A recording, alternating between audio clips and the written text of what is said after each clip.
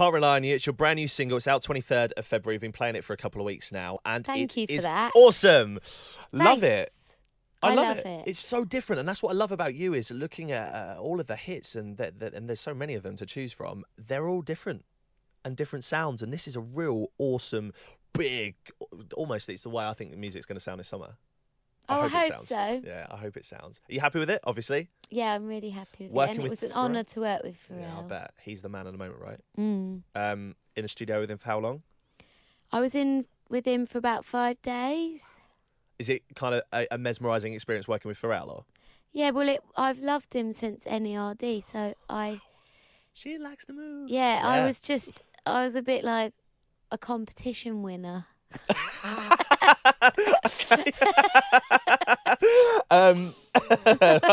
That's the one way of putting it. Yeah. Please don't tell me you were dribbling and things. No. What is that? What your competition winners do? No, I feel. No, they don't. No. I do. Okay then. It's on the album. The album's out when? It's out on the 10th of March. 10th of but March. if you pre-order it now, you get a song now to listen to. Right now. To satiate your desires. Awesome. And we spoke just a little while ago about the front cover of it. Yeah. You just always look stunning. Every interview Thank you turn up in. Even today, you know, we're knocking around in, you know, River Island t-shirt. River Island t-shirts and. I quite like a River Island do you? t-shirt. Thank you. It means a lot. How do you do it? Because I don't see anybody look like you. You've just got your own identity in every way. Oh, that's nice. I don't know. I think I'm an outsider. I'm always like a little bit behind going, can I come?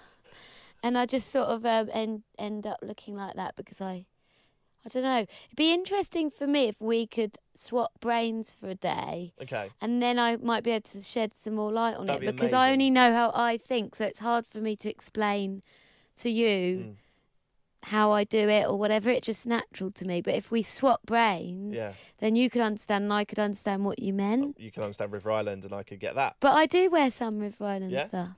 See, I have this issue with Mrs. Rob is like this. We're talking. We should get free stuff from River Island right now. Mrs. Rob has the issue with this, my other half, where we will walk around every single clothes shop and nothing's good enough. So like, I end up buying her clothes for her, and then she just looks like a female version of this, which is not great, is it? So advice to women who want to look different. Women who what? Want to look different. I don't know. It's not really a conscious decision. I think just be a daredevil. Like, if you like something, don't ever consider what anybody else is going to think of it. Just think about whether you like it. If you like it, then wear it. And I think most of the time when people say, oh, it's not right, they're thinking, oh, what are other people going to think? Fair enough. That's the whole premises behind what you do, right? It doesn't matter, because as long as you're happy. Yeah, and we're all human and we all make mistakes. I've got loads of pictures of me wearing ridiculous outfits. And unlike most people, mine are all also on Google. Yeah, true. Which can be quite tragic. Especially, I always think, do you know what's really not fair? Is like when you go out with someone and their ex despises you, which always happens. Okay, all right. These exes all have one up on me because they can Google pictures of me in the most ridiculous outfits, looking dreadful, and lots of other people agreeing with them. So I think they could take solace in that. I hadn't thought about it like that. But it comes with fame, right? Thank God for social media, because now I can do it to them Bless too. them. 1-1. I want to talk a little bit about fame, because you do seem to deal with it very well. Yeah, I don't know. I I deal with it in my own way, but very well. Sometimes not. Sometimes I find it difficult and weird. Weird. Okay, but that's because you're normal. I don't know, or abnormally normal. Abnormally normal works. It's cool. Yeah. But you know, you're a childhood star. Am I? Well, you worked your way up. You've done loads of bits and pieces, including your acting and all that kind of stuff. And you compare that to, in a slightly different way. But I was in my 20s the first time I was ever. You've always been doing performing. Yeah. From dancing to that's what you wanted to do, right? Somehow, yeah, I think so. Since I was about 7. That's quite young to. I don't got a clue what I'm doing. But I didn't know that I wanted to do music, and I never imagined that I'd be watched by as many people as I am. I always sort of imagined sort of 25 people.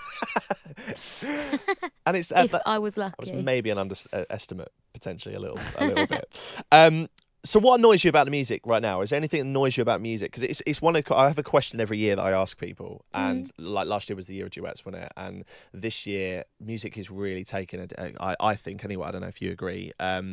There's so much different genres and subgenres and different sounds and instrumentation. And what is the one thing you think is missing right now in music? That's a big question. Missing. I think that there's not enough celebration of people who are actually musical. Like, there are a lot of people who I think are incredible, like Laura Mvula and Leanne Havas, people like that who aren't as kind of commercially well known. Yeah. But if it came to like actual music, as in all the computers in the world died and all we had left were these people, they would be the music industry. That's not a bad way of looking at it. Can you Do you know imagine what I mean? all the computers were gone and it was just Who live can hold a instruments? tune? Yeah.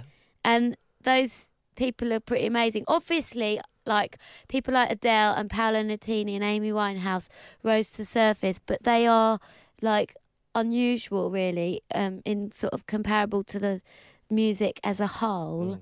And I feel like it would be nice if we could celebrate that more, like kind of cultivate our own princes, our own. Yeah. You know what I mean? It's exactly what you mean. It's and exactly we've how got I them feel here. about it. I know we have them here. So what's the key to breaking that through, do you think? Oh, I don't know. Hard one. If I knew, I'd probably be a very rich person. If you know, then remember who started this conversation. Tell us one odd thing about you. One odd thing that we don't know about Paloma Faith. Another ridiculous question. Oh and I my apologise. God, do you know what? Quite embarrassingly, my second toe from my little toe on both feet curl in. What? Like that? Like this. Yeah, but so they do sort mine. of hide behind the toe, the next toe. Okay, no, mine don't hide. That's weird. Mine are hiding. And when I was a little kid, my mum was really worried that I, like, if I grew too fast or whatever, that I might not be able to walk properly. Okay. So I had to go to hospital. And then when we got there, we were like faced with all these kids with like proper problems. And my mum's so amazing. She went up to the doctor and she said, look, I'm in here because my daughter's toes curled. She goes, just before you see us, do you think she's going to have problems? Because we think everyone else in here needs your time more than us. Yeah.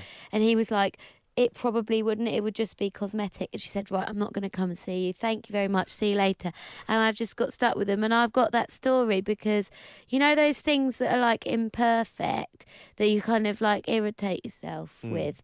I feel really lucky that I saw that and I spoke to that doctor and it put me in perspective. So now I don't bully myself about things like that anymore. Wow, my story was really lame compared to yours. There's a moral to mine. Right, whereas mine is I've just got one long eyebrow. Yeah. Right, best gig you've ever done. I plucked it before. Good Come here, time. right, yeah. Best gig you've ever done. Best gig I ever done. I've done 2 best gigs. Okay, go on.